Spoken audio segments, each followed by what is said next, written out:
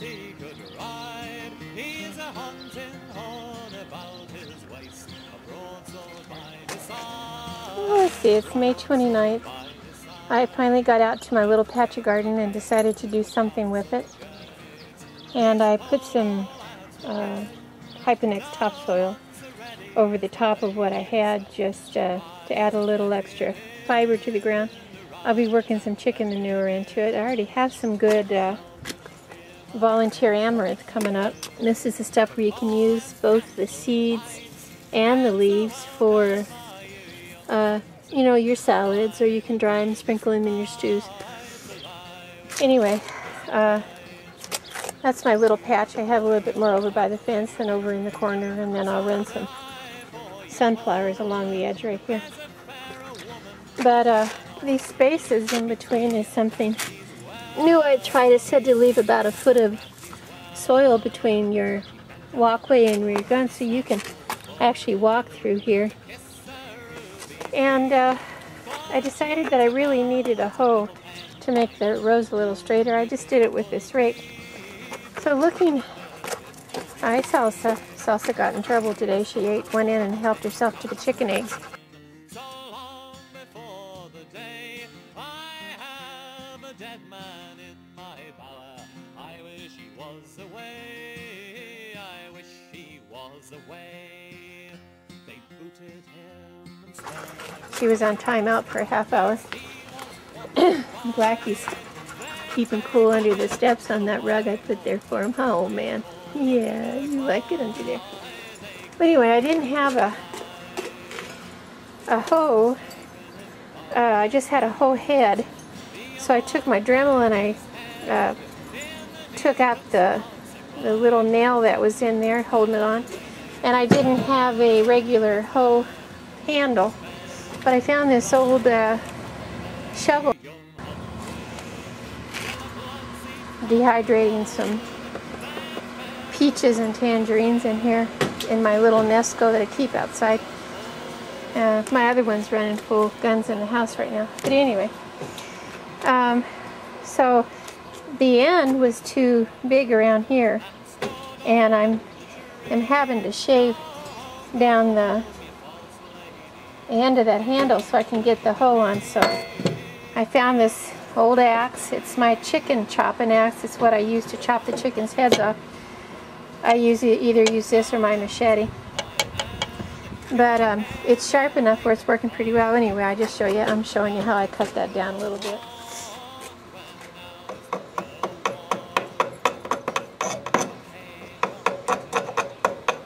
I'm just taking little tiny curls at a time.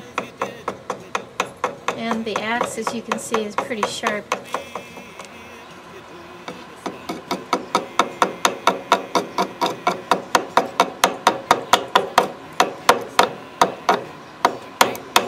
I don't want to be whacking on it too hard and heavy, because if it lets go, my hand is just over here.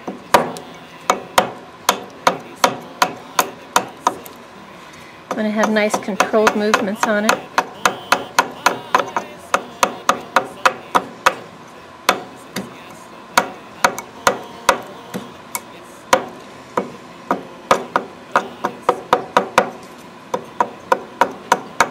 Don't want to take too much off, or else it'll be loose. Alright, let's just try that and see how that fits. It's a little tight. It's going to fit right there, but you can see on the angle what so I want to take off down here a little bit. I trimmed off more of the end, and what I did is I kind of slipped that on and gave it a little snug, and I can see where it ends off where I need to trim. So I just need to trim where it's telling me.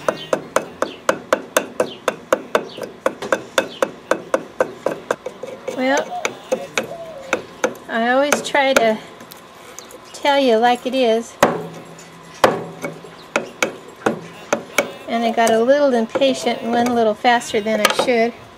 And the axe slipped, and one little nick got me in the finger. So you really need to keep your patience when your axe is a little bit sharp.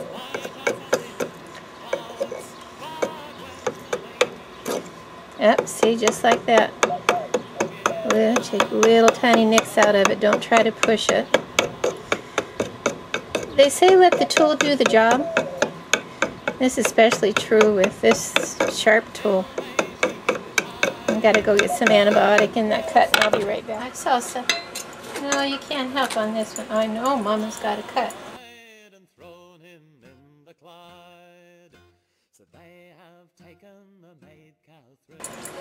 Move now. Here's how I see where I need to trim more. I take the head of it and I stick it on the wood. And I just get it between my feet and kind of press the handle down in there a little bit and then give it a couple good taps. And this is marking the wood where I need to trim more off. Right here there's a little crease. The metal made that, so I know I have to trim from here back here a little more.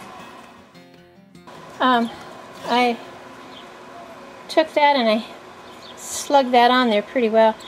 It's up to here. It's not quite up to the stop where I wanted it, but I have about this much wood down in the shaft now, and I have to really do a lot more work to narrow it down in there and get it all the way down in. And that is pretty solid. When I'm moving it, I can't feel it moving in my hand. So I'm just going to give it a couple more slugs and then drill a little hole and put a little retaining screw in there, and it'll be ready for my garden.